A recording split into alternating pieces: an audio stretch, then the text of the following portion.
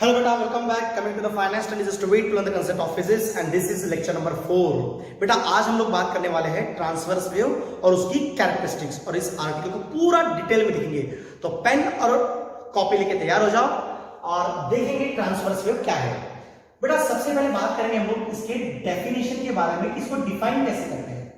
बच्चों transverse wave वो wave होती है कि जिसके अंदर पार्टिकल्स ऑफ द मीडियम के पार्टिकल्स कैसे वाइब्रेट करेंगे, perpendicular to the direction of propagation of the wave. Very simple definition, the wave in which the particles of the medium vibrate perpendicular to the direction of propagation of the wave is called as what, transverse wave. तो transverse wave कहां form होती है? String के ऊपर। String के ऊपर क्या होती है? ट्रांसवर्स फॉर्म होती है क्रिस्ट और ट्रफ के फॉर्म में। बेटा मेरा वीडियो लेक्चर नंबर 1 अगर आपने देखा होगा तो उसके अंदर मैंने ट्रांसवर्स वेव का फॉर्मेशन बताया है। फिर भी मैं आपको एक बार ट्रांसवर्स वेव कैसे फॉर्म होती ये डिटेल बता दूंगा। देखो बेटा ये एक मैंने सपोर्ट या रिजिड सपोर्ट और यहां से मैंने एक स्ट्रिंग को कनेक्ट किया। Okay, this is a string, this is a particle. अभी टाइम t इक्वल टू 0 है तो ये पार्टिकल अपनी ही जगह पे स्टेट ऑफ ऑसिलेशन, लेकिन मैंने इस पार्टिकल को ऊपर बुलाया t is equal to capital T/4 समय के बाद में। Is it clear? ओके, ये पार्टिकल आया है ऊपर। अब ये पार्टिकल मान लो ऊपर आया, मतलब यहां पे आ गया एक्सट्रीम पोजीशन पे, तो पार्टिकल नंबर 2 यहां पे है, ये 1 नंबर का, ये 2 नंबर का, ये वेव जनरेटर। यहां पे इस पार्टिकल का फेज 0 है, लेकिन यही पार्टिकल अब जब ऊपर चला गया तो इसका फेज यहां पे कितना है? कितना है? Yes 90 degree. तो इसका कितना है? 0। नेक्स्ट है देखो कि time small t equal to t/2 time के बाद में ये पार्टिकल वापस अपनी मीन पोजीशन पे आया, तो ये 2 नंबर का ऊपर चले गया, तो 3 नंबर का यहाँ पे आ गया, तो ये फॉर्मेशन ऐसा हुआ, ये 1 नंबर, ये 2 नंबर और ये 3 नंबर। अभी इसका फेज 90 था, तो अभी इसका फेज वापस नीचे आया, तो मतलब कितना था? 180, इसका 90, तो इसका 0। नेक्स्ट फॉर्मेशन देखो कि small t is equal to 3t/4 time के बाद क्या हुआ कि ये पार्टिकल बिल्कुल नीचे आया और 2 नंबर का वापस आया मीन पोजीशन पे, 3 नंबर का ऊपर चला गया, इसने अपना ऑसिलेशन स्टार्ट किया और ये पार्टिकल यहां पे जनरेट हुआ। तो ये डायग्राम ऐसा बनेगा, वेव, ये 1 नंबर, ये 2 नंबर, ये 3 नंबर और ये 4 नंबर। बच्चों नेक्स्ट फॉर्मेशन देखो कि small t equal to capital T time के बाद में ये पार्टिकल जो नीचे था वो आया मीन पोजीशन पे, 2 नंबर का आ गया नीचे, ये वाला चला 3 नंबर का आ गया बिल्कुल मीन पोजीशन पे, 4 नंबर का चला गया ऊपर, 5 नंबर यहां पे तैयार हो गया। तो ये फॉर्मेशन ऐसा हुआ। तो यही तो बनी ना बेटा क्रिस्ट एंड ट्रफ का, ये क्रिस्ट और ये तुम्हारा trough. So this is a transverse wave. बेटा इसकी खासियत क्या है? आप अगर देखेंगे हर वो पार्टिकल, वेव कैसे बनी? हर वो पार्टिकल अपने ही जगह पे क्या ले रहा है? Oscillatory motion. क्या ले रहा है? टू एंड फ्रो मोशन एसिचल परफॉर्म कर रहा है, और वो भी कैसा? Direction of propagation of wave को कैसा? Perpendicular. So this is the transverse wave. Transverse wave वो वेव है कि जिसके अंदर particles of the medium vibrate perpendicular to the direction of propagation of the wave. Is it clear? So this is a transverse wave. अब ये particle का phase कितना हो गया? इसका एक ऑसिलेशन कंप्लीट हो गया, तो इसका फेज हो गया 360, इसका हो गया 270, इसका हो गया 180, इसका हो गया 90 और ये हो गया 0। Is it clear? So this is your transverse wave और ये फॉर्मेशन ऐसा ही आगे चलता रहेगा। Is it clear? तो बेटा यहां पे देखो, इसे कहते हैं क्रिस्ट, इसे कहते हैं ट्रफ। मतलब ट्रांसवर्स वेव का होता है अल्टरनेट क्रिस्ट और ट्रफ क्या होते हैं? तैयार होते हैं। तो ठीक है, तो ये हुआ इसका फॉर्मेशन। अब हम लोग बात करेंगे इसकी कैरेक्टरिस्टिक्स के बारे में। तो बेटा ट्रांसवर्स वेव की पहली कैरेक्टरिस्टिक्स क्या है? बड़ी सिंपल सी है, मैंने अभी आपको बताया कि particles of the medium, particles vibrate. पहली कैरेक्टरिस्टिक्स, पार्टिकल्स वाइब्रेट कैसा? Perpendicular to the direction of propagation of wave. पहली कैरेक्टरिस्टिक्स कि पार्टिकल्स कैसे वाइब्रेट करेंगे? Perpendicular to the direction of propagation of the wave. Number 2, it travels in the form of crest and trough. Crest और trough के form में क्या होगा? Travel होगा अल्टरनेट। तीसरा, crest and trough are obtained alternately at definite interval of time. Interval of definite interval of time के बाद में क्रिस ट्रफ तैयार होता चला जाएगा। बच्चों चौथा, it can travel through solid only, it can travel through solid only, ये सॉलिड में से ही ट्रेवल करेगा, लिक्विड गैस में करता नहीं। ओके, ये इसकी बहुत मेन इंपॉर्टेंट प्रॉपर्टी है, कैरेक्टरिस्टिक्स है।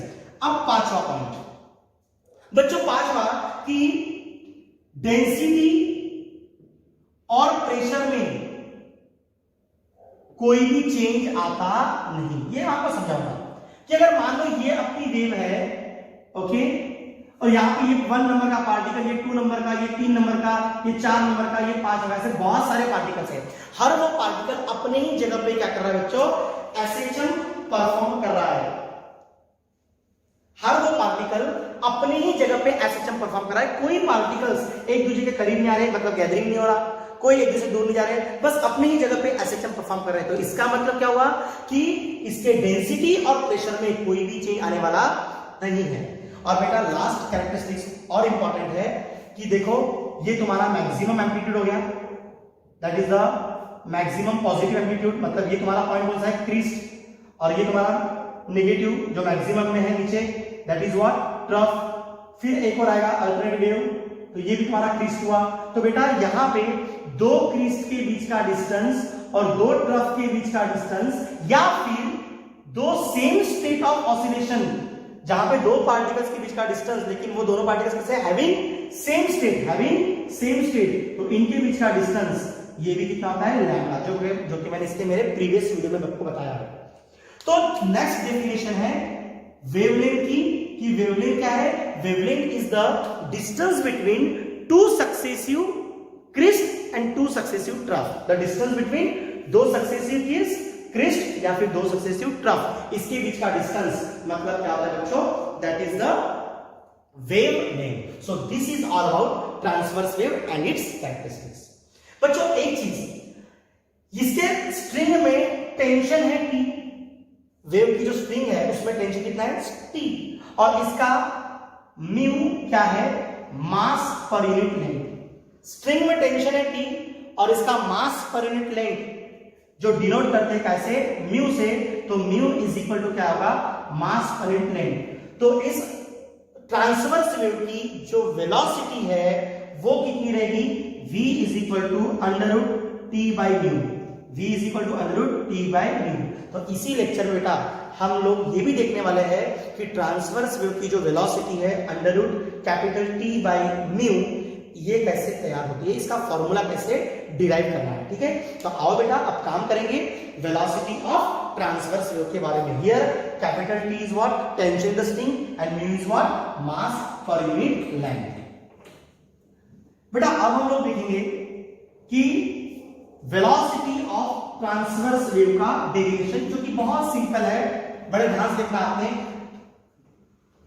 पेन और कॉपी लेके तैयार हो जाओ, क्योंकि ये डेरिवेशन आपको मेरे साथ पढ़ना भी है और लिखना भी है। ठीक है, तो हम लोग देख रहे हैं वेलोसिटी ऑफ ट्रांसवर्स वेव का डेरिवेशन, जो कि बहुत ज्यादा इंपॉर्टेंट है। ये फॉर्मूला है v is equal to under root capital T by small u। कैसे ये फॉर्मूला तैयार होता है, देखो बेटा, मैंने अभी आपको बताया था कि ट्रांसवर्स वेव का फॉर्मेशन ऐसा है, क्रीस्ट ट्रफ, ऐसा ही चलता रहता है। Is it alternate Crest trough form होगा। सारी कैरेक्टरिस्टिक्स हमने डिस्कस किया। अब बेटा ये ट्रांसवर्स वेव का मैं एक पल्स कंसीडर करूंगा। पल्स मतलब क्या, इसका एक पोर्शन। अब ये कैसा है, अल्टरनेट है, कभी खुशी कभी गम, कभी खुशी कभी गम, ऐसे ही ट्रैवल होते रहेगा ना। ओके, मैंने इसका एक पल्स कंसीडर किया। चलो मैं इसका ये ऊपर वाला पल्स कंसीडर करता हूं, जो कि कुछ इस तरह से है। ओके, ध्यान दो बेटा, ज्यादा बड़ा हो रहा है, इससे छोटा। अब बेटा मैंने क्या किया, यहां पे एक पार्टिकल कंसीडर किया, ओके, और a person standing on this pulse, एक बंदा इस पल्स पे खड़ा है। अब बेटा दो चीजें हैं, अगर मैं पल्स पे खड़े रह के अगर मैं पल्स की फ्रेम ऑफ रेफरेंस से इसको देखूं तो मुझे क्या नजर आएगा कि ये पार्टिकल सर्कुलर मोशन परफॉर्म कर रहा है। ध्यान दो, बड़ी इंपॉर्टेंट चीज है। अगर मैं पल्स के फ्रेम ऑफ रेफरेंस से इसको देखूं, पल्स पे खड़ा रह के देखूं, पल्स की फ्रेम ऑफ रेफरेंस मतलब क्या, पल्स पे खड़े रह के अगर इसको देखूं तो मुझे ये सर्कुलर मोशन दिख रहा है। लेकिन यहीं से अगर मैं नीचे उतर जाऊं और ग्राउंड से इसको देखूं तो मुझे ये पल्स क्या दिखेंगी, एसएचएम परफॉर्म कर रहेगी अपनी ही जगह पे। Is it clear? दो बातें हैं, एक पल्स की फ्रेम और एक ग्राउंड फ्रेम। पल्स की फ्रेम से देखेंगे तो ये तो आपको सर्कुलर मोशन नजर करता दिखेगा ये पार्टिकल, अगर ग्राउंड से देखेंगे तो ये आपको पल्स एसएचएम परफॉर्म करते हुए दिखेगी। लेकिन अभी हमको मालूम है क्या करना है, अभी हमको कंसीडर करना है कि हम इसको पल्स के फ्रेम ऑफ रेफरेंस से ही देखेंगे, तभी ये प्रूव होगा। ठीक है बेटा? तो आओ, अब दिमाग में सेट हो गया कि हमें कैसे देखना है, पल्स के फ्रेम से। अब पल्स के फ्रेम से देखना है तो मैं इस पोर्शन को, ये मुझे सर्कुलर मोशन नजर आ रहा, अब ये सर्कुलर मोशन नजर आ रहा है तो इसको मैं कुछ इस तरह से ड्रॉ कर देता हूं। ये इसका सेंटर, इस सर्कल का सेंटर ये है, इसको मैंने जोड़ दिया, that is what radius. Okay, और इसका बिल्कुल मैंने यहां से इसको मार्क किया, ये एंगल डेल थीटा है, ये भी एंगल डेल थीटा है, और यहां से यहां तक का जो लेंथ है that is what del L. इतने ही पोर्शन को मैं बाहर निकाल लेता हूं, इसको थोड़ा जूम कर दूंगा, आप देख सकते हो।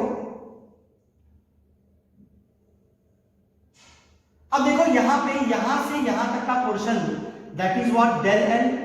ओके, ये एंगल तुम्हारा डेल थीटा है, ये भी एंगल तुम्हारा डेल थीटा है, ये रेडियस आर है, ये रेडियस आर है, इधर भी टेंशन है टी, इधर भी टेंशन है टी। डायग्राम को बड़े ध्यान से समझ लो बेटा, बहुत इंपॉर्टेंट डायग्राम है। अब ये एंगल तुम्हारा डेल थीटा है। ओके, अब यहां पे देखो आप, क्या होगा कि अगर यहां पे टेंशन है, टेंशन होता है दो पार्ट में रिजॉल्व, एक हॉरिजॉन्टल और एक वर्टिकल। ओके, ये एंगल, ये अगर एंगल थीटा है तो तुम्हारा ये भी एंगल क्या आएगा, डेल थीटा का आएगा। ओके, और ये अगर 90 है तो ये बचे वाला आएगा 90 माइनस डेल थीटा, तो ये आएगा आपका डेल थीटा वाला आएगा। Is it clear? आपको एंगल्स की प्रॉपर्टीज पता है, ये डेल थीटा है तो ये भी डेल थीटा है, ये 90 माइनस डेल थीटा है तो ये वाला क्या आएगा, ये का ये इसको बिल्कुल 90 है तो अगर उसमें का ये डेल 90 माइनस डेल थीटा है तो ये कितना है आपका डेल थीटा। तो टेंशन दो पार्ट में रिजॉल्व हुआ बच्चों, एक हुआ t cos डेल थीटा, इधर हो जाएगा t sin del theta. Mathematics की साइन कॉस की प्रॉपर्टीज आप लोग अप्लाई करेंगे। Is it clear? जो कि बहुत ज्यादा इंपॉर्टेंट है ना। सिमिलरली जिस तरह से हमने टेंशन को इधर रिजॉल्व किया, ये टेंशन इधर भी रिजॉल्व होगा, हॉरिजॉन्टल और ये वर्टिकल डाउनवर्ड। एक होगा t sin डेल थीटा, एक हो जाएगा t cos डेल थीटा। बच्चों ध्यान दो, हॉरिजॉन्टल कंपोनेंट्स ये del t cos delta, t cos delta जो एक दूसरे को वर्टिकली अपोजिट है, so they get cancel out, they get cancel out. तो फिर नीचे वाला कंपोनेंट कौन सा है, t sin del theta, t sin delta that is the restoring force, बराबर है। और यहां पे सेंट्री ये टुवर्ड्स द सेंटर है तो वो कौन प्रोवाइड करता है, that is the centripetal force. Centripetal force पता ना आपको, the force which keeps the particle performing UCM along the radius but towards the centre of circle, जो कि इस सर्कुलर ट्रैक का सेंटर ये है, जो कि सेंट्रल फोर्स है। तो यहां पे कंडीशन क्या आएगी, यहां पे जो कंडीशन आएगी, अब वो कौन प्रोवाइड कर नीचे, ये दो component t sin theta, t sin del theta और t sin डेल्टा, दोनों को ऐड कर लेंगे तो बन जाएगा 2t sin डेल थीटा। बड़े ध्यान से देखना बच्चों, और ये क्या प्रोवाइड कर रहा है, that is the centripetal force से मैं इसको इक्वेट कर दूंगा। CF क्या मेरा सेंटर। तो most important condition 2t sin del theta is equal to what, centripetal force, उसको मैंने इक्वेट कर दिया। अब मुझे बताओ बच्चों, ये वाला जो एंगल था मेरा, ये वाला एंगल आप देखो, ये दोनों एंगल, ये दोनों मिला के कितना हुआ मेरा 2t डेल थीटा, ये वाला एंगल, ये लेंथ कितनी मेरी यहां से यहां तक की, that is what del L, और रेडियस है r। एंगल की डेफिनेशन आपको पता है कि angle is equal to what, r का upon length. So 2 del theta, मैं इसको यहां पे लिखूंगा, 2 del theta is equal to what, del L upon r, del L upon r। आगे मुझे इसका काम करने वाला है, ठीक है। अब बच्चों साइन थीटा, मुझे ये भी पता है कि if del theta is very small, क्योंकि मुझे बताओ ये जो पल्स थी, ये जो पॉइंट मैंने यहां पे लिया था P पॉइंट, ये बहुत कम डिस्टेंस था ना, यहां से मैं बहुत कम डिस्टेंस था ना, ये तो मैंने जूम किया तो डायग्राम कितना बड़ा दिख रहा, तो ये एंगल बहुत छोटा है ना, ये वाला जो एंगल है बहुत छोटा है। If del theta is very small then sine theta is approximately equal to what? Sine theta. तो यहां पे मैं बोलूंगा if del theta is very small then sine del theta is approximately equal to what? Del theta. तो मैं यहां पे इसको रिप्लेस कर दूंगा। रीजन दे दिया मैंने रीजन क्या दिया कि del theta is very small और वाकई में बहुत छोटा है। वो तो डायग्राम को जूम करना था, आपको सिखाना था, इसलिए डायग्राम को बड़ा किया तो एंगल बड़ा दिखा, बल्कि एंगल बहुत छोटा है, बहुत छोटा एंगल है। और एंड सेंट्रीपिटल फोर्स का फॉर्मूला आपको बताइए क्या है? Formula mv²/r। अब इसका मास, ये स्प्रिंग का मास कितना लूंगा मैं? वो मैं लूंगा, अगर लेंथ इसकी डेल एल है तो मास भी लूंगा डेल एल। तो del M capital R. Okay, अब ध्यान दो बेटा, ये टी को ले गया हमने इस side into what? 2 times del theta, del mv²/r। बच्चों डेल थीटा कितना है? 2 टाइम्स डेल थीटा कितना है मेरा? Del L upon R. So instead of this here we write, इसके जगह मैंने पुट कर दिया del L upon capital R is equal to. अब ध्यान दो बेटा, मुझे पता है मेरा म्यू कितना है। म्यू का फॉर्मूला क्या है? म्यू क्या था मेरा? मैं इसको यहां पे लिखूंगा, देखो mu is equal to what? Mass per unit length. Is it clear? अगर मैं इसको डेल लगा दूं तो mu is equal to what? Del M upon del L. तो यहां से डेल एम कितना हो जाएगा मेरा? क्रॉस कर लिया mu into del L, mu into del L. तो डेल एम के जगह मैंने पुट कर दिया mu into del L v square as it is divide by capital R. दोनों साइड का R get cancel, del L get cancel, तो क्या बचा? t is equal to what? Mu v square. t is equal to what? Mu v square. तो बेटा अब आप देख सकते हो नेक्स्ट स्टेप हम पहुंच गए हमारे एंड में। तो यहां पे v square is equal to क्या आएगा? म्यू जाएगा इसके नीचे t बाय म्यू, तो therefore v is equal to क्या आएगा? Under root t by small u। Most important formula, this is the formula of velocity of transverse wave. v is equal to what? Under root t by small u. Here t is what? Tension of the string, or mu is what? Mass per unit length. So this is all about the velocity of transverse wave. इस article को बार बार देखो, practice करो, writing practice करो, तब तक मत छोड़ो जब तक ये आपको दिमाग में सेट नहीं हो जाता। ओके, इसको आखिर तक देखो पूरे वीडियो को और एंजॉय करो। Okay, so thank you so much for watching the video.